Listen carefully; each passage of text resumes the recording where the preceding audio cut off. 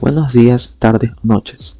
En este video, nosotros, Lucas Iván Gómez y Fabricio Manuel Mancilla, alumnos de tercer año cursando la carrera de licenciatura en sistemas, explicaremos los conceptos fundamentales de la teleinformática y cómo supimos aplicarlos en el diseño de una red en un croquis utilizando Cisco Packet Tracer. Esta presentación se realiza a petición del profesor de cátedra, Dr. Cristian Fernando Cercuán, para la materia de Redes y Comunicaciones de la Universidad de la Cuenca del Plata. Hola, voy a explicar qué son las redes de comunicación de datos. Según Tannenbaum, estas redes son un conjunto de computadoras autónomas que están interconectadas mediante una sola tecnología. El objetivo principal de todo esto es compartir recursos e información, logrando que los datos, los programas y los equipos físicos estén disponibles para cualquier persona en la red, sin importar su ubicación. En la práctica, como dicen los autores, las redes lograron acabar con la tiranía de la geografía. El origen de las redes de comunicación es el resultado de una evolución histórica marcada por tres grandes hitos: los sistemas mecánicos del siglo XVIII, la era de la máquina de vapor en el XIX y la revolución de la información en el siglo XX. Inicialmente, el mundo de la computación estaba dominado por un modelo centralizado, donde grandes y costosas computadoras, centros de cómputo, procesaban toda la información de manera aislada. Sin embargo, con el avance tecnológico surgió la necesidad crítica de conectar sistemas independientes. Las redes nacen para permitir que computadoras autónomas e interconectadas puedan intercambiar datos y compartir recursos de hardware y software. Este cambio de paradigma permitió pasar de un procesamiento local a uno distribuido, eliminando las barreras de la distancia geográfica y sentando las bases de la infraestructura global que conocemos hoy, donde la eficiencia y la disponibilidad de la información son los pilares fundamentales. Pasando a las ventajas y desventajas de las redes de comunicación de datos, entre los grandes beneficios destacamos el empoderamiento ciudadano, ya que las redes permiten democratizar la información rompiendo barreras tradicionales. También ofrecen herramientas valiosas como el anonimato contra represalias y una inmediatez informativa a nivel global. Sin embargo, las desventajas son importantes. Nos enfrentamos constantemente a dilemas éticos y leyes contradictorias sobre censura. Existe también el problema de la discriminación de tráfico por parte de los operadores, lo que vulnera la neutralidad de la red. Además, hay riesgos graves como el espionaje gubernamental, la pérdida de la privacidad al ser rastreados comercialmente y la exposición a la criminalidad digital mediante el spam o el phishing.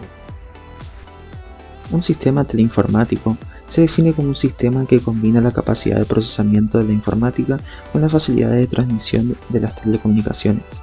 Su objetivo esencial es permitir el intercambio de información entre dispositivos remotos, gestionando no solo el transporte de los bits, sino también el procesamiento y la organización de los datos para que sean útiles al usuario final a través de una red de transmisión. En cuanto a las funciones básicas de un sistema teleinformático, existen varias tareas que deben cumplirse para que la comunicación sea exitosa. Primero está la interfaz y generación de señal, que traduce los datos puros a señales electromagnéticas. Luego es necesaria la sincronización entre el transmisor y el receptor para no confundir los datos con ruido. Y también necesitamos direccionamiento y enrutamiento para saber a quién va dirigido el mensaje y determinar el mejor camino por la red. Por último, el sistema debe realizar el control de flujo para no saturar los equipos, detectar y corregir errores, y gestionar el formateo de los mensajes.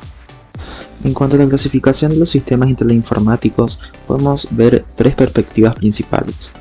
Primero, por su extensión geográfica, que abarca de las PAN, redes personales de pocos metros, y las LAN, redes de área local en edificios, hasta las MAN, que son redes metropolitanas, y las WAN, que son redes de área amplia que cubren países o continentes. Segundo, por su tecnología de transmisión, distinguiendo entre redes de difusión, donde un solo canal es compartido por todos los nodos de la red, y redes punto a punto, que consisten en conexiones individuales entre pares de máquinas. Finalmente, por su topología, que define la estructura física o lógica en la que se conectan los nodos, como estrella, bus, anillo o malla. Ahora hablemos de la transmisión de señales analógicas. Este medio de transporte de señales continuas se caracteriza fundamentalmente por el uso de amplificadores. Como la señal sufre atenuación al viajar, los amplificadores inyectan energía para restaurarla. El gran problema aquí, como destaca Stalling, es que el amplificador no distingue los datos del ruido, por lo que amplifica ambos y degrada la calidad a la larga.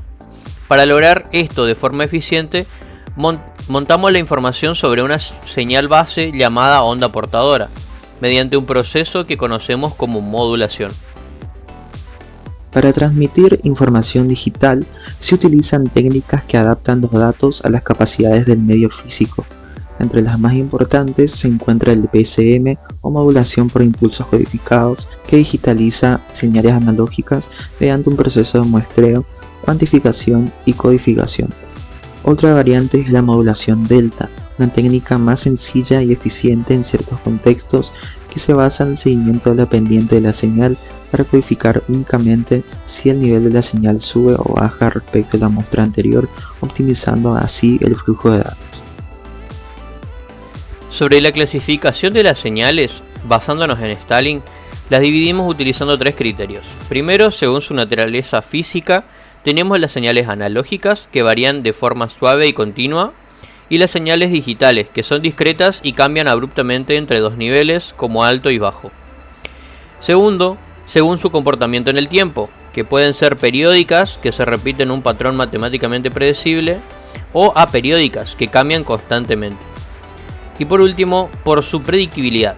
Tenemos señales determinísticas que responden a fórmulas exactas y señales aleatorias o estocásticas, donde sus valores futuros solo pueden estimarse, como ocurre con el ruido térmico. Para cuantificar la información y su transporte utilizamos diversas unidades. El bit es la unidad mínima lógica, 0 o 1. El byte, un grupo de 8 bits, se utiliza generalmente para medir el tamaño de archivos y la capacidad de almacenamiento. En cuanto al rendimiento, usamos los bits por segundo, o bps, para medir la velocidad de transferencia o tasa de bits. También son fundamentales los baudios, para medir la tasa de modulación, y los hertz para definir el ancho de banda analógico o el rango de frecuencias que el canal puede soportar. Un canal de comunicaciones constituye el enlace físico o la subdivisión lógica que es responsable de transportar la señal desde el transmisor hasta el receptor. Físicamente los clasificamos en dos: los medios guiados o alámbricos, como el cable coaxial o la fibra óptica, que guían la señal por una ruta sólida, y los medios no guiados o inalámbricos, como el Wi-Fi o las ondas de radio, que transmiten la señal por el aire o el vacío sin guiarla de forma estricta. La capacidad de un canal representa el límite máximo teórico de velocidad a la que se pueden transmitir datos sobre el medio físico de forma fiable y libre de errores. Según el teorema de Shannon, esta capacidad está determinada por dos factores críticos: el ancho de banda disponible en Hz y la relación señal-ruido del medio. Cuanto mayor sea el ancho de banda y menor sea la interferencia, mayor será la cantidad de información que podremos inyectar en el canal por unidad de tiempo sin comprometer la integridad de los datos. La modulación consiste en alterar algún parámetro, ya sea la amplitud, frecuencia o fase, de una onda portadora continua en función de la señal de datos que queremos enviar. Este proceso es indispensable para desplazar el espectro de la señal hacia frecuencias que sean compatibles con el canal físico. Modulamos para adaptar señales de baja frecuencia a antenas prácticas, para superar la atenuación de los cables y, lo más importante, para permitir la multiplexación, que nos deja enviar múltiples comunicaciones a la vez sin que choquen entre sí. Esta velocidad, expresada en baudios, se refiere a la rapidez con la que la señal física cambia su estado, ya sea en fase, amplitud o frecuencia en el día de transmisión. Es un concepto técnico que describe el rendimiento del hardware y la agilidad de la señalización física. Es importante destacar que, mediante técnicas de codificación avanzada, un solo cambio físico o baudio puede transportar dos o más bits de información simultáneamente, diferenciando así la velocidad física de la velocidad lógica. La modulación se clasifica dependiendo de los datos de origen. la modulación analógica se usa cuando la fuente ya es continua, como la voz humana, y altera la onda portadora modificando su amplitud, su frecuencia o su fase. Por otro lado está la modulación digital, que es el núcleo de las redes modernas y altera la onda bruscamente para representar ceros y unos. Aquí utilizamos técnicas como ASK para la amplitud, FSK para la frecuencia, PSK para la fase, y finalmente el método QAM, que es la evolución de los anteriores y combina amplitud y fase al mismo tiempo para multiplicar la velocidad de la red. Es la velocidad efectiva a la que se envían los datos útiles del emisor al receptor, expresada en bits por segundo o bps. Mientras que la modulación describe los cambios físicos en la señal, la velocidad de transmisión define el flujo de información lógica real que llega al destino. Esta velocidad está siempre limitada por la capacidad máxima del canal y la calidad de la transmisión, siendo el indicador principal del rendimiento percibido por el usuario. Si clasificamos los tipos de transmisión según cómo ocupan el espectro de frecuencias, tenemos dos grandes grupos. Primero, la transmisión en banda base, donde los pulsos eléctricos viajan inyectados directamente en el cable usando sus frecuencias originales desde 0 Hz, la cual es exclusiva. Un solo flujo ocupa todo el cable y es el estándar de las redes locales de Ethernet.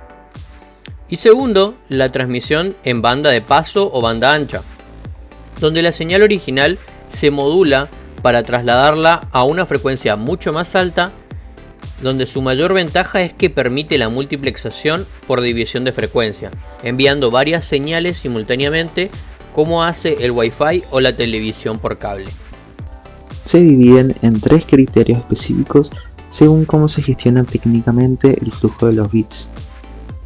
En primer lugar tenemos según el sentido del flujo direccional, es decir que puede ser simplex, un solo sentido, como en la televisión, half duplex, ambos sentidos pero no de forma simultánea, o full duplex, transmisión y recepción al mismo tiempo, como una llamada telefónica. Luego tenemos según la sincronización entre emisor y receptor, donde distinguimos entre la transmisión asíncrona, que utiliza bits de arranque y parada para cada carácter enviado, y la síncrona, que emplea un reloj común para enviar grandes bloques de datos o tramas de forma continua y eficiente. Por último tenemos las que es según la cantidad de bits enviados simultáneamente. La transmisión en serie envía un bit tras otro por un único canal físico, mientras que la paralela envía múltiples bits al mismo tiempo utilizando varios hilos o conductores en paralelo. Tradicionalmente las redes se clasifican por su extensión geográfica. Por un lado tenemos las WAN o redes de área amplia que cubren enormes distancias utilizando circuitos de proveedores de servicios y nodos de conmutación de circuitos o paquetes. Por otro lado están las LAN o redes de área local que interconectan dispositivos en zonas pequeñas como un edificio. Las LAN tienen la particularidad de ser de propiedad privada del usuario, tienen velocidades mucho más altas y tradicionalmente usan técnicas de difusión compartida. Las redes se categorizan por el volumen de datos que pueden transportar. Existen redes de baja velocidad utilizadas para telemetría o control, redes de velocidad media o variable, el ancho de banda fluctúa según el tráfico y la demanda, y redes de alta velocidad o banda ancha, como la fibra óptica o redes ATM. Estas últimas permiten el transporte masivo de datos multimedia y son la infraestructura base para los servicios modernos de Internet de alta capacidad. Para entender el intercambio de información, usamos un diagrama de bloques conocido como el modelo general de comunicaciones. Los elementos clave aquí son la fuente que genera los datos, el transmisor que codifica esos datos en señales electromagnéticas, el sistema de transmisión propiamente dicho y del otro lado el receptor que vuelve a transformar la señal en datos legibles para entregarlos finalmente al destino. El modelo OSI es un modelo de referencia universal creado para estandarizar las comunicaciones entre sistemas abiertos de diferentes fabricantes. Divide el complejo proceso de red en 7 capas funcionales bien definidas. Esta estructura modular permite que cada nivel se encargue de una tarea específica y se comunique con sus capas adyacentes, garantizando que dispositivos con diferentes tecnologías puedan interoperar de manera transparente y eficiente bajo un conjunto de reglas comunes. Dentro de la arquitectura de red OSI, me encargaré de explicar las tres primeras capas. La capa física, encargada de la transmisión de los bits sobre el medio físico, definiendo las características mecánicas y eléctricas de los conectores y circuitos. Inmediatamente por encima tenemos la capa de enlace de datos, cuyo objetivo es que el enlace físico sea seguro, detectando y controlando los errores para que la capa superior reciba datos limpios. Luego está la capa de red, que es la que realiza la transferencia de la información a través de los nodos y el enrutamiento para que el paquete llegue a su destino, liberando a las capas de arriba de preocuparse por las tecnologías de conmutación. La función crítica de la capa de transporte es garantizar una transferencia de datos libre de errores y una secuencia correcta de extremo a extremo. Se encarga de la segmentación de datos, el control de flujo y la recuperación de errores para asegurar que la aplicación reciba la información íntegra. La capa de sesión es la encargada de establecer, gestionar y finalizar las sesiones de comunicación entre aplicaciones. Controla el diálogo entre los sistemas y permite la recuperación de la comunicación mediante puntos de control en caso de que ocurra una interrupción. La capa de presentación actúa como un traductor de datos, asegura que la información sea legible para la capa de aplicación mediante el formateo de sintaxis, el cifrado para la seguridad de los datos y la compresión para optimizar el uso del ancho de banda. Y la capa de aplicación es el nivel más alto y el que interactúa directamente con el software del usuario. Proporciona la interfaz y los servicios de red necesarios para aplicaciones comunes como el correo electrónico SMTP, la transferencia de archivos en FTP o la navegación web HTTP. Un paquete es la unidad lógica fundamental en la que se divide un mensaje para ser enviado a través de una red de conmutación. Al fragmentar la información en pedazos pequeños, cada paquete incluye sus propios datos de usuario y una cabecera con información en control como las direcciones IP de origen y destino. Esto permite que cada fragmento sea enrutado de forma independiente hacia el destino final, donde el mensaje original es reensamblado. Hablando de la capa física, tenemos los medios de transmisión, que son el soporte por donde viaja la señal y dictan nuestra velocidad y distancia máxima. Tenemos el par trenzado, que es económico y común en redes LAN, el cable coaxial, que incluye una malla metálica para blindar la señal de interferencias, la fibra óptica, que transmite pulsos de luz, es inmune al ruido electromagnético y tiene la mayor capacidad de ancho de banda. Y por último, los medios inalámbricos o no guiados, que usan antenas para propagar ondas de radios o microondas por el aire. Los protocolos son el conjunto de reglas, formatos y convenciones que rigen la comunicación entre los dispositivos de red. Funcionan como un lenguaje común que define cómo se inicia la conexión, cómo se empaquetan los datos, cómo se detectan los errores y cómo se interpretan los bits recibidos. Sin protocolos estandarizados, la comunicación técnica entre diferentes tecnologías de hardware y software sería simplemente imposible. Por último, de mi parte en la teoría, el encapsulamiento es el proceso donde se le añade información de control a los datos que vienen de una capa superior, formando lo que llamamos una PDU. La capa actual toma la información de arriba como simples datos y la envuelve con su propia cabecera de control. Esto permite agregar direcciones o códigos de error, logrando que cada nivel de la arquitectura haga su trabajo de forma completamente transparente para los demás. El desafío consistió en diseñar el cableado estructurado y la lógica de red para un policonsultorio de 2 plantas. Debíamos conectar de forma eficiente 18 consultorios, áreas administrativas, admisión, archivo y una sala de informática, garantizando conectividad total y una segmentación de red segura para todos los dispositivos. En cuanto a las computadoras, configuramos las 18 PCs I/O que corresponden a los consultorios médicos, además de las estaciones de trabajo para las áreas de admisión y administración. A cada una se le asignó direccionamiento lógico para asegurar que tengan comunicación correcta dentro de la subred del edificio. Se integraron impresoras láser de color con tarjetas de red en puntos estratégicos. Durante la configuración, Le asignamos direcciones IP estáticas dentro de su subred para asegurar que todos los equipos de los consultorios pudieran localizarlas de forma fiable en todo momento, evitando conflictos de red. Respecto a los switches, diseñamos una arquitectura centralizada utilizando switches de acceso en cada piso, los cuales derivan hacia un switch principal en la sala de informática.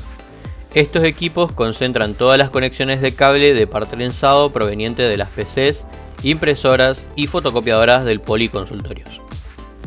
El router se configuró como el núcleo o puerta de enlace gateway central de toda la infraestructura. Su función técnica fue permitir la intercomunicación entre las distintas subredes internas del edificio y gestionar de forma segura el acceso hacia la red externa o internet para las tareas administrativas. Por último, sobre las cámaras IP, cumpliendo con los requisitos de vigilancia, distribuimos e instalamos cámaras de red en los pasillos, salas de espera y escaleras. Las integramos a la red para que todas transmitan sus datos hacia la PC dedicada exclusivamente al monitoreo de cámaras que se encuentra en la sala técnica.